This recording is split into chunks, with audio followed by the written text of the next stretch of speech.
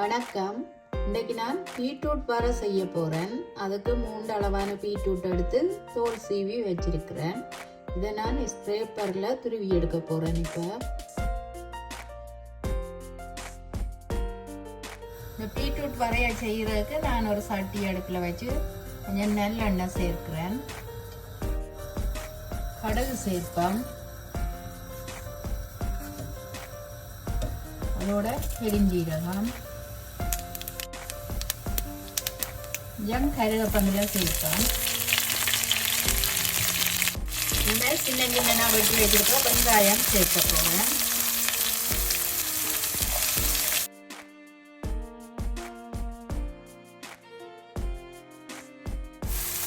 பச்சை மிளகாய் சேர்ப்பேன். சேர்த்துட்டு கொஞ்ச நேரம் இந்த வெங்காயம் வதங்கி வரட்டும். இந்த வெங்காயம் பச்சை மிளகாய் கொஞ்ச நேரம் வதங்கி கொண்டு வர இந்த செத்தல் மிளகாய் ஒரு 3 மிளகாய் சின்ன சின்ன நான் வெட்டி வச்சிருக்கிறேன். அதை சேர்க்க போகிறேன். இந்த வெங்காயம் அதுகள் வேலையை வதங்குறதுக்கு கொஞ்சம் உப்பு சேர்ப்பேன்.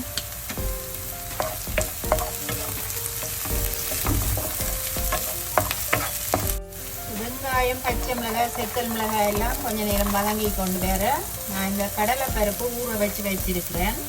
அதை இப்போ சேர்க்க போகிறேன்.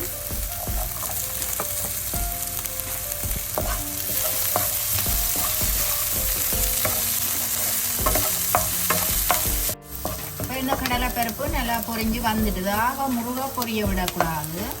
இனிமேல் நான் பீட்ரூட்டை சேர்க்க போகிறேன்.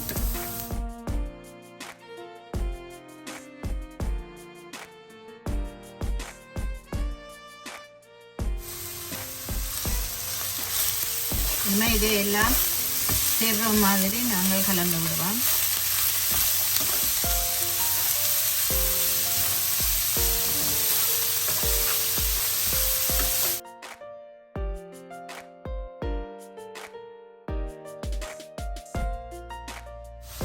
இந்த பீட்ரூட் வரைக்கு கடலை பருப்பு சேர்த்து செய்தால் நல்ல டேஸ்டாக இருக்கும். ஒரு 15 இருந்து 20 நிமிஷம் வரை இது நல்லா ஊற வேணும். ஊறினாத்தான் வரையக்குள்ள நல்ல கடிவடையக்குள்ள நல்ல சாஃப்டாக இருக்கும். இதுக்கு தேவையான அளவு உப்பு சேர்க்க போகிறேன். இப்போ பீட்ரூட் இனிப்பு தன்மை என்ற நாடு நான் ஒரு 1/2 டீஸ்பூன் தனி மிளகாய் தூள் சேர்க்கிறேன்.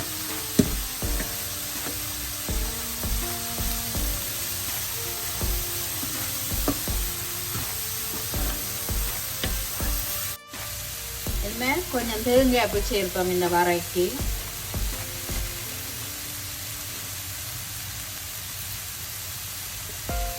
சேர்த்துட்டு நல்லா சேர்ற மாதிரி நாங்களுக்கு இதை வறுத்தெடுப்போம்.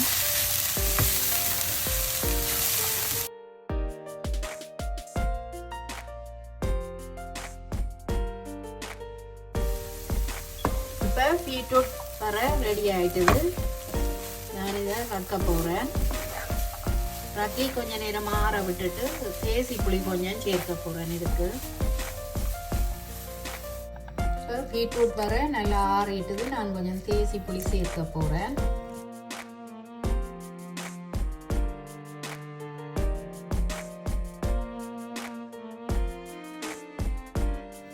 இந்த பீட்ரூட் வரைக்கும் நான் கடலை பருப்பு சேர்த்து செய்து எடுத்துட்டேன். நல்ல டேஸ்டாக இருக்கு. நீங்களும் இது மாதிரி செய்து பார்க்கலாம். உங்களுக்கு இந்த ரெசிபி பிடிச்சிருந்தா எங்களோட சேனலுக்கு ஆதரவு தாங்கோ. நன்றி.